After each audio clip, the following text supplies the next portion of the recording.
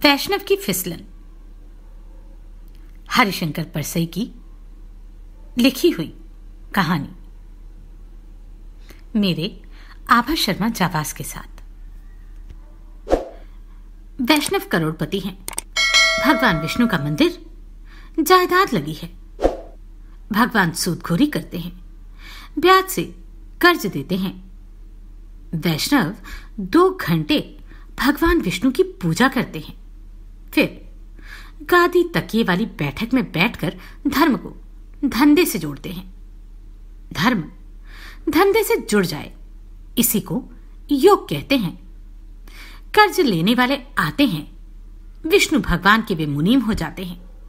कर्ज लेने वाले से दस्तावेज लिखवाते हैं। दस्तावेज लिख। दी रामलाल वल्द श्यामलाल ने भगवान विष्णु वल्द नामालूम को ऐसा जो की आदि आदि। वैष्णव बहुत दिनों से विष्णु के पिता के नाम की तलाश में है, पर वह मिल नहीं रहा। मिल जाए तो वल्दियत ठीक हो जाए। वैष्णव के पास नंबर 2 का बहुत पैसा हो गया। कई एजेंसियां ले रखी हैं, स्टॉकिस्ट हैं। जब चाहे माल दबाकर ब्लैक करने लगते हैं, मगर 2 घंटे विष्णु पूजा में कभी नागा नहीं करते। सब प्रभु की कृपा से हो रहा है। उनके प्रभु भी शायद 2 नंबरी हैं। 1 नंबरी होते तो शायद ऐसा नहीं करते। वैष्णव सोचता है, अपार नंबर 2 का पैसा इकट्ठा हो गया है, इसका क्या किया जाए? बढ़ता ही जाता है। प्रभु की लीला है, वही आदेश देंगे कि क्या किया जाए। वैष्णव एक दिन प्रभु की पूजा के बाद हाथ जोड़कर प्रार्थना करने लगा, प्रभु, आपके ही आशीर्वाद से मेरे पास इतना सारा 2 नंबर का धन इकट्ठा हो गया है। अब मैं इसका क्या करूं? आप ही रास्ता बताइए। मैं इसका क्या करूं? प्रभु, कष्ट हरो सबका। तभी वैष्णव की शुद्ध आत्मा से आवाज उठी, अधम, माया जोड़ी है तो माया का उपयोग भी सीख। तू एक बड़ा होटल खोल, आजकल होटल बहुत चल रहे हैं। वैष्णव ने प्रभु का आदेश मानकर एक विशाल होटल बनवाया। बहुत अच्छे कमरे, खूबसूरत बाथरूम, नीचे लॉन्ड्री, नाई की दुकान, टैक्सियां, बाहर बढ़िया लॉन, ऊपर टेरेस गार्डन। और वैष्णव ने खूब विज्ञापन करवाया। कमरे का किराया 30 रुपया रखा। फिर वैष्णव के सामने धर्म संकट आया। भोजन कैसा होगा? उसने सलाहकारों से कहा, मैं वैष्णव हूं, शुद्ध शाकाहारी भोजन कराऊंगा। शुद्ध घी की सब्जी, फल, दाल, रायता, पापड़ वगैरह। बड़े होटल का नाम सुनकर बड़े लोग आने लगे। बड़ी बड़ी कंपनियों के एग्जीक्यूटिव, बड़े अफसर और बड़े सेठ। वैष्णव संतुष्ट हुआ, पर फिर वैष्णव ने देखा कि होटल में ठहरने वाले थोड़े असंतुष्ट हैं। एक दिन एक कंपनी का एग्जीक्यूटिव बड़े तैश में वैष्णव के पास आया। कहने लगा, इतने महंगे होटल में हम क्या ये घास पत्ती खाने के लिए ठहरते हैं? यहां नॉनवेज का इंतजाम क्यों नहीं है? वैष्णव ने जवाब दिया, मैं वैष्णव हूं, मैं गोश्त का इंतजाम अपने होटल में कैसे कर सकता हूं? उस आदमी ने कहा, वैष्णव हो तो ढाबा खोलो, आधुनिक होटल क्यों खोलते हो? तुम्हारे यहां आके कोई नहीं ठहरेगा। वैष्णव ने कहा, यह धर्म संकट की बात है, मैं प्रभु से पूछूंगा। उस आदमी ने कहा, हम भी बिजनेस में हैं, हम कोई धर्मात्मा नहीं हैं, ना आप ना मैं। वैष्णव ने कहा, पर मुझे तो यह सब प्रभु विष्णु ने दिया है, मैं वैष्णव धर्म के प्रतिकूल कैसे जा सकता हूं? मैं प्रभु के सामने नतमस्तक होकर उनका आदेश लूंगा। दूसरे दिन वैष्णव साष्टांग विष्णु के सामने लेट गया। कहने लगा, प्रभु, ये होटल बैठ जाएगा। ठहरने वाले कहते हैं कि हमें यहां बहुत तकलीफ होती है। मैंने तो प्रभु वैष्णव भोजन का प्रबंध किया है, पर वे मांस मांगते हैं। अब मैं क्या करूं? वैष्णव की शुद्ध आत्मा से आवाज आई, मूर्ख, गांधी जी से बड़ा वैष्णव इस युग में कौन हुआ है? गांधी का भजन है, वैष्णव जन तो तेने कहिए जे पीर पराई जाने रे। तो इन होटल में रहने वालों की पीर क्यों नहीं जानता? उन्हें इच्छानुसार खाना नहीं मिलता। उनकी पीर तू समझ और उस पीर को दूर कर। वैष्णव समझ गया। उसने जल्दी ही गोश्त, मुर्गा, मछली का इंतजाम करवा दिया।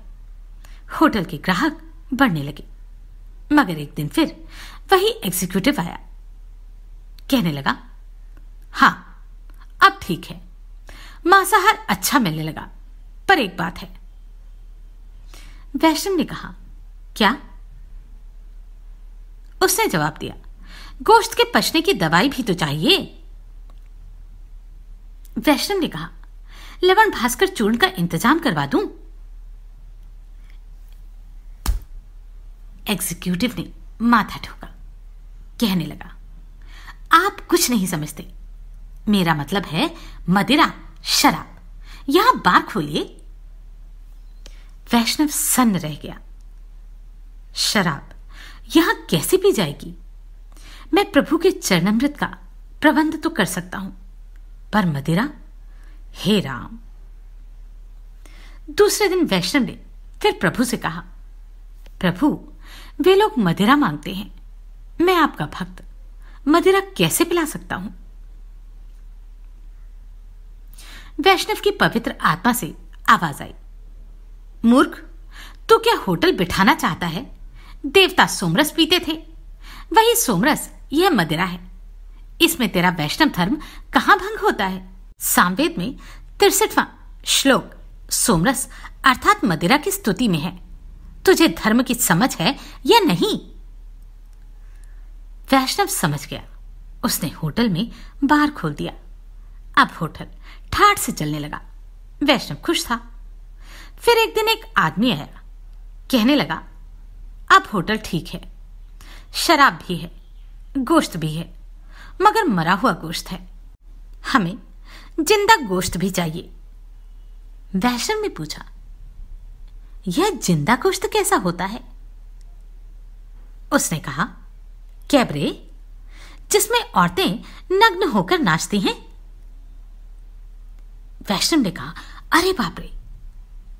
उस आदमी ने कहा, इसमें अरे बाप रे की कौन सी बात है? सब बड़े होटलों में चलता है। यह शुरू कर दो तो कमरों का किराया बढ़ा सकते हो। वैष्णव ने कहा, मैं कट्टर वैष्णव हूं, मैं प्रभु से पूछूंगा। दूसरे दिन फिर वैष्णव प्रभु के चरणों में था। कहने लगा, प्रभु, वे लोग कहते हैं कि होटल में नाच भी होना चाहिए, आधा नंगा या पूरा नंगा। वैष्णव की शुद्ध आत्मा से आवाज आई, मूर्ख, कृष्ण अवतार में मैंने गोपियों को नचाया था, चीर हरण तक किया था, तुझे क्या संकोच है? प्रभु की आज्ञा से वैष्णव ने कैबरे भी शुरू कर दिया। अब कमरे भरे रहते थे, शराब, गोश्त और कैबरे। वैष्णव बहुत खुश था। प्रभु की कृपा से होटल भरा रहता था। कुछ दिनों बाद ग्राहक ने बैरा से कहा, इधर कुछ और भी मिलता है? बैरा ने पूछा, और क्या साहब? ग्राहक ने कहा, अरे यही मन बहलाने की कोई ऊंचे किस्म का माल मिले तो लाओ। बैरा ने कहा, नहीं साहब, इस होटल में यह नहीं चलता। ग्राहक वैष्णव के पास गया, बोला, इस होटल में कौन ठहरेगा? इधर रात को मन बहलाने का कोई इंतजाम नहीं है। वैष्णव ने कहा, कैबरे तो है साहब। ग्राहक ने कहा, कैबरे तो दूर का होता है, बिल्कुल पास का चाहिए, गरम माल, कमरे में। वैष्णव फिर धर्म संकट में पड़ गया। दूसरे दिन वैष्णव फिर प्रभु की सेवा में गया, प्रार्थना की, कृपा निधान। ग्राहक लोग नारी मांगते हैं, पाप की खान। मैं तो इस पाप की खान से जहां तक बनता है दूर रहता हूं। अब मैं क्या करूं? वैष्णव की शुद्ध आत्मा से आवाज आई, मूर्ख, यह तो प्रकृति और पुरुष का संयोग है। इसमें क्या पाप और पुण्य? चलने दे। वैष्णव ने बैरे से कहा, चुपचाप इंतजाम कर दिया करो, जरा पुलिस से बचकर। 25वीं सदी भगवान की भेंट ले लिया करो।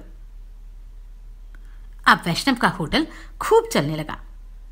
शराब, गोश्त, कैबरे और औरत। वैष्णव धर्म बराबर निभ रहा था। इधर यह भी चल रहा था। वैष्णव ने धर्म को धंधे से खूब जोड़ा है।